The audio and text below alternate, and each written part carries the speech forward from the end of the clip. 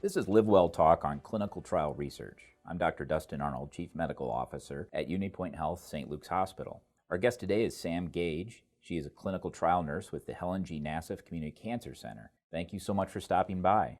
Thank you. It's great to be here. One of the fundamental tenets of medicine is research that can lead to better outcomes and et cetera. And so could you just explain what exactly is a clinical trial? Absolutely. So cancer clinical trials are research studies that involve people, and then they compare the most effective treatment for each type or stage of cancer with a new approach. So there's going to be a trial for every kind of cancer. And at the Cancer Center, we offer a diverse selection of trials for patients and our patient population. We work with the Physicians Clinic of Iowa and then also St. Luke's Radiation Center to provide those clinical trials to patients. So if a patient has the diagnosis of cancer, they present to the cancer center, and let's just say it's cancer of the lung. Then do you and the oncologist decide, well, we're going to use this trial because of the patient's characteristics versus this other trial for the patient's care? Is that how that happens? Yeah, so we're kind of behind the scenes. We're looking at all of the patients that come into these clinics before they even see the providers to determine if there's an open study for them. And then once we identify an appropriate study, we'll go to that appointment and meet with the provider, talk it over with them, see if that's the best approach or if they want to do more of a standard of care therapy for that patient. So we're really there behind the scenes making sure that these opportunities are getting to patients at the appropriate time. So not all clinical trials are the same. That's right. They're not all the same. In fact, most people think that clinical trials are just for people that have advanced cancer that's not responding to treatment, but there are trials for all types and stages of cancer. So anytime that you have a loved one or yourself need treatment for cancer, it's definitely good to consider a trial. So the patients are not blinded to, so this isn't like a randomized control trial.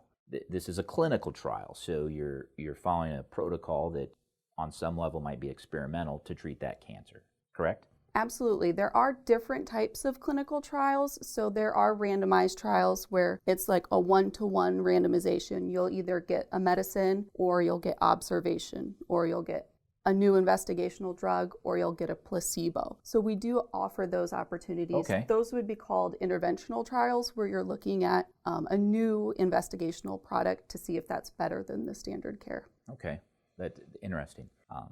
I know about 30% of randomized control trials are refuted over time, and 83% of non-randomized. So I think people need to understand this is dynamic and changing. Science is never settled. Oh, absolutely. Yeah.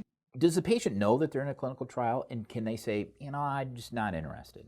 Absolutely. There's no way to get on a clinical trial without knowing that you're on one. There's a lot of safety measures put in place to make sure that patients understand exactly what it is to be on the study that they're going to go on to. There's an informed consent process that happens before any patient can enroll. So we sit down with the patient, we go through this long document that tells them everything, the risks, the benefits, potential outcomes, and then they really have to make that decision themselves to participate. It's all voluntary. Even if they sign up and then something happens in their life down the road and they can't participate anymore, they have that option to drop out. So clinical trials really are driven by safety first, and the first part of that is that the patient knows and understands exactly what trial that they're getting onto. So they're not guinea pigs. Absolutely. That's a big misconception. Patients say that to me all the time. I don't want to just sit there and be your guinea pig for some research study.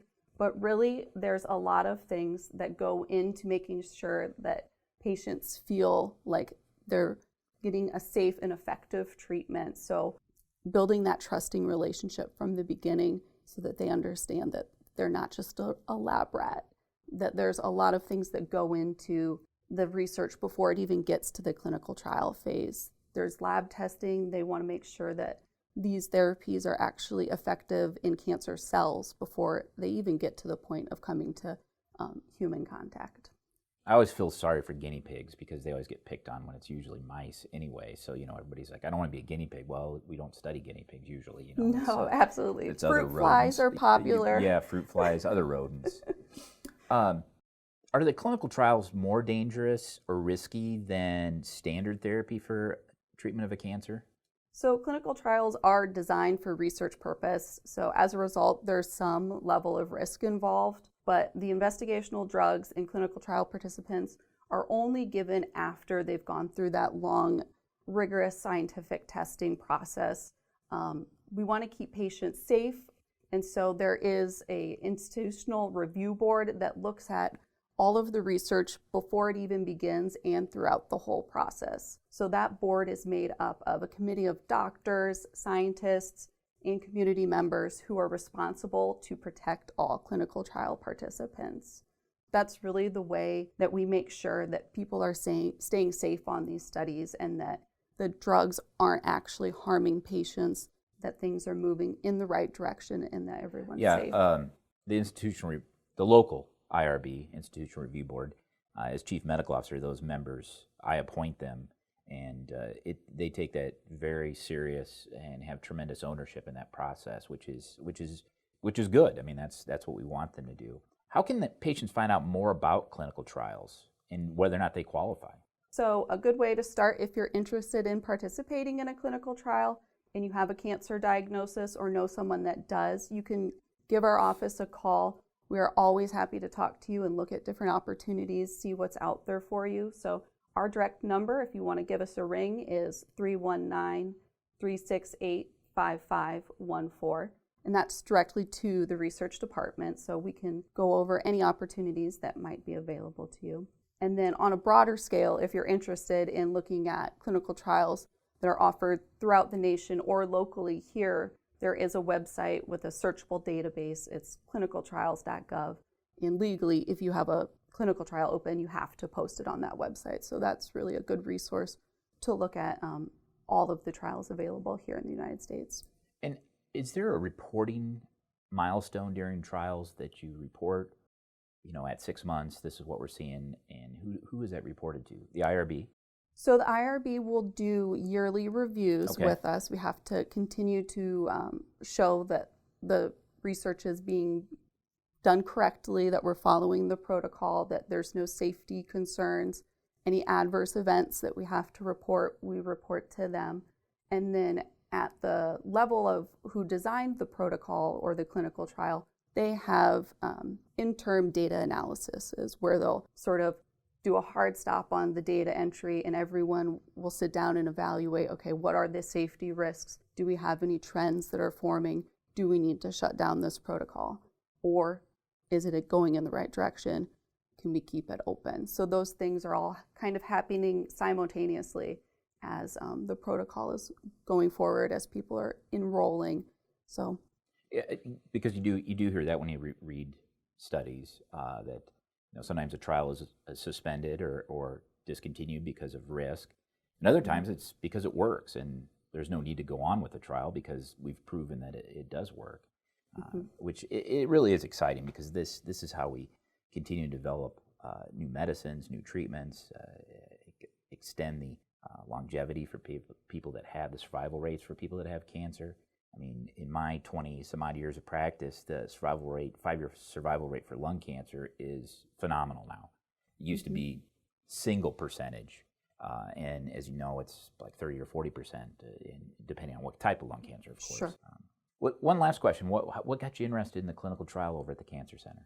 So as I got into nursing, as many people do, because they want to help people in a time that they need it the most. And the nice thing about nursing is there are so many different avenues, different types of nursing roles. I really enjoy kind of figuring out the larger picture and understanding why we do what we do and why we treat patients a certain way. So when I was looking for career in nursing, I wanted to find something that kind of melded those two opportunities. So I get to have that direct one-on-one patient care with these patients that enroll on a trial, and then also I know that the work we're doing on a larger scope is really helping the benefit of the greater good to try and get those the best therapies out there to people. Yeah, I think like a lot of things in life, and particularly medicine, when you realize you're part of a bigger story that's unfolding, you take a lot of pride in that, and that's phenomenal. The patients take a lot of pride in that too. I think that's one of the things that people don't realize when they first sign up for a trial, how they're going to feel, and at the end of it, they always that's one thing I hear very frequently, is that they're happy to have been able to contribute on a larger scale. Yes, absolutely. I think it's always admirable the degree of sense of duty that patients have when they're in these scenarios. This job is about humanity, and each day I'm reminded of how phenomenal healthcare providers are, as well as the patients, and it's why I come to work every day. That's really great information. Thank you so much for taking the time to come over and talk to me. Again, this was Sam Gage. She is a clinical trial nurse at the Helen G. Nassif Community Cancer Center. If you have a topic you'd like to suggest for our Talk On podcast, shoot us an email at stlukescr@unitypoint.org. We encourage you to tell your family, friends, neighbors, strangers about our podcast. Until next time, be well.